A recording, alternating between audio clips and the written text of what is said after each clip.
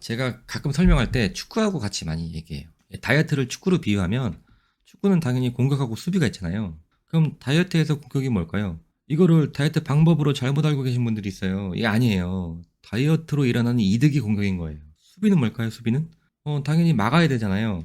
음식의 공격을 막아야 되고 그걸 다이어트 방법으로 막는 거예요. 이 과정이 수비인 거예요. 근데 축구를 보세요. 수비는 아무리 잘해봐야 0점이에요, 0점. 아무리 잘해도 0점 이상 할 수 있는 게 없어요.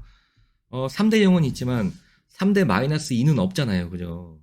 만약에 내가 음식을 3000kcal 먹는데 그걸 아무리 줄이고 진짜 최대한 줄여도 0칼로리인 거지 마이너스 2000은 없어요. 축구할 때 보세요.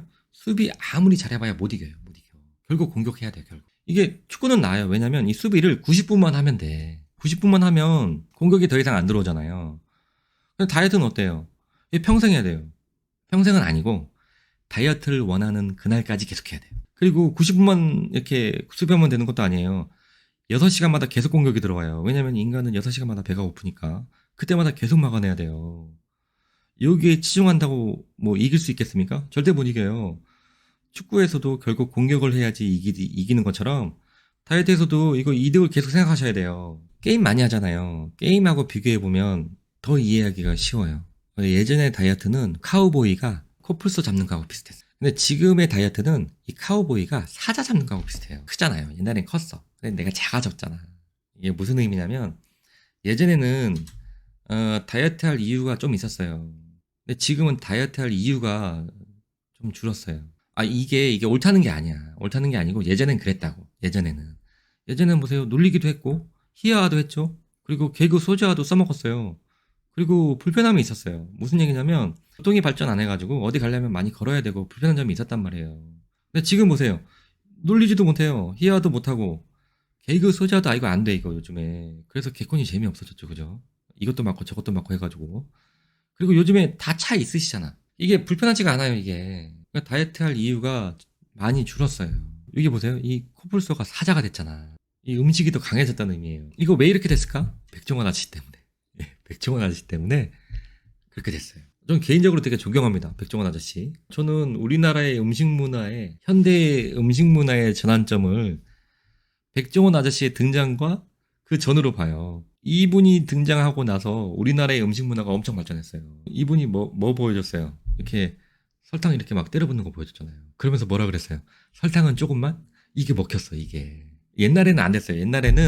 옛날에 맛집은 뭐냐면 이 재료를 어떻게 잘 다루느냐에 맛집이 갈렸어요. 그리고 씨간장 이런 거. 가게에서 쓰는 간장이 얼마나 좋은가 이런 걸로 결정됐다고요. 그리고 조리 방법. 예를 들어서 뭐 고기를 갑자기 식혀가지고 쓴다거나 뭐 이런 노하우가 있었단 말이에요. 근데 이분 등장하고 나서부터는 그냥 양념 위주로 바뀌었어요. 옛날에는 없었어요, 그죠? 그 재료 위주로 바뀌고. 옛날에는 KFC가 처음에 한국에 들어왔을 때 13가지 양념인가? 16가지 양념인가? 그거 쓴다고 광고했어요. 옛날에는 그렇게 쓰는 데가 없었다고. 양념을 해결 안 했어요. 근데 지금 다 양념을 해결하잖아요. 그죠? 요즘에는 분식집도 10가지 이상 양념 씁니다. 예전에는 음식의 칼로리를 한 끼, 백반식의 칼로리를 450kcal로 잡았어요. 제가 학교에서 공부할 때만 하더라도. 그리고 라면의 칼로리를 500kcal라고 얘기했어요. 그래서 라면은 약간 칼로리가 높은 식사다 이런 얘기 했단 말이에요. 지금은 아니에요. 지금은 외식해가지고 한 끼 먹는 칼로리 거의 1000kcal 이상 잡습니다. 생각 없이 밖에서 그냥 세끼 먹으면 3000kcal 훅 들어가요. 3000kcal면 어느 정도냐면 여성으로 따졌을 때 160cm 정도 되는 여성이 7, 80kg 돼야 되는 몸무게예요. 그러니까 아무 생각 없으면 대부분의 여성이 70, 80kg 그냥 갑니다. 그렇게 힘든 시대가 됐어요. 그러면 날씬한 걸 유지하려면 어떻게 하셔야 되죠? 이게 음식 가가지고 먹을 때마다 생각해야 돼요. 먹을 때마다 1인분 이만큼 나오면 반으로 줄여 드셔야 돼요. 그 귀찮은 짓을 왜 하냐고. 이게 어려운 짓이 아니잖아요. 이게 귀찮은 짓이잖아요. 그걸 왜 해야 되냐 이거예요. 근데 해야 될 이유가 있으면 하겠죠. 하지만 해야 될 이유가 없으면 안 한다 이겁니다. 자, 그래서 다이어트 하면 이제 날씬한 몸뚱이로 뭐 할지 생각해 보셔야 돼요. 막연하게 말고 실질적으로 뭐 할지 생각하셔야 돼요. 벤츠 사고, 포르쉐 사고 이런 사람들 있잖아요. 굉장히 비싸잖아요. 그래서 카푸어도 많이 나오잖아요. 카푸어.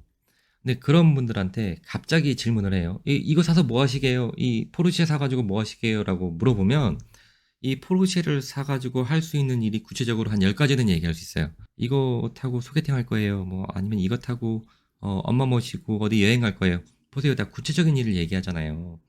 그렇기 때문에 그 비싼 비용, 보험료 다 감당하는 거예요. 그런데 정작 그렇게 힘든 일과 비슷한 다이어트를 하러 오신 분들한테 날씬한 몸뚱이로 뭐 하실 거예요? 라고 물어보면 하고 싶은 일을 구체적으로 얘기하시는 경우가 많지가 않아요.